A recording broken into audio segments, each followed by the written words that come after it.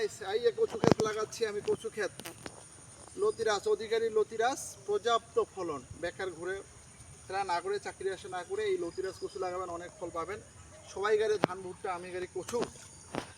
তা খুব একটু লাভজনক। কীভাবে লাগাতে হয়, এই যে দড়ি দিয়ে টানা দিতে হবে। দেওয়ার পরে জমিতে দেখতে পাচ্ছেন যে আপনারা অনেক কিছু এই জঙ্গল মঙ্গল দেখা পাচ্ছেন। আমি হাল ঢুকাইতে পারিনি, তো সমস্যা নেই, হাল ঢুকাইতে পারিনি, সমস্যা নেই। এটা একটা পেঁয়াজ ক্ষেতের জমি ছিল, তো আমি এইভাবে লাগাচ্ছি। এই লতিরাজ কিন্তু অনেক লাভজনক ফসল। প্রায় 50 শতক জমিতে আপনার 100 মন হবে লতি। গরবি হলে 100 মন লতি হবে। আর বুঝায় পাচ্ছেন 100 মন লতি মানে বাজার মূল্য কীরকম, বম বম বম বম বাজার মূল্য কিন্তু। এবং ওই বাজার মূল্যটাকে যদি আমরা ধরতে পারি প্রচণ্ড লাভ হবে। একটু পিছিয়ে ভিডিওটা করো।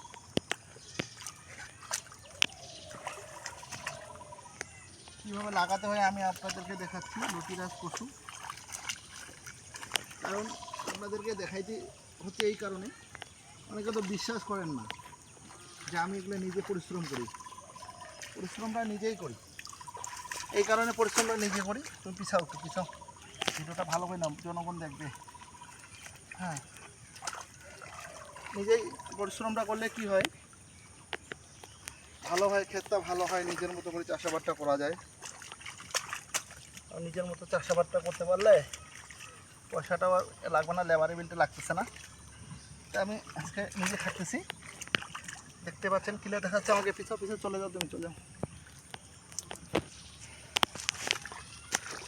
ক্যামেরাম্যানটা আমার একটু দুর্বল, তো এই যে আপনাদেরকে যেইভাবে দেখাচ্ছি কীভাবে লাগানো হয়, লাইন করে কিন্তু লাগানো হয়েছে। এবং এই লাইন করে লাগানোর সুবাদে আমরা প্রায় করে দিব। এইভাবে কিন্তু লতিরাজ কচু লাগাবেন, আপনারা চারা লাগাবেন।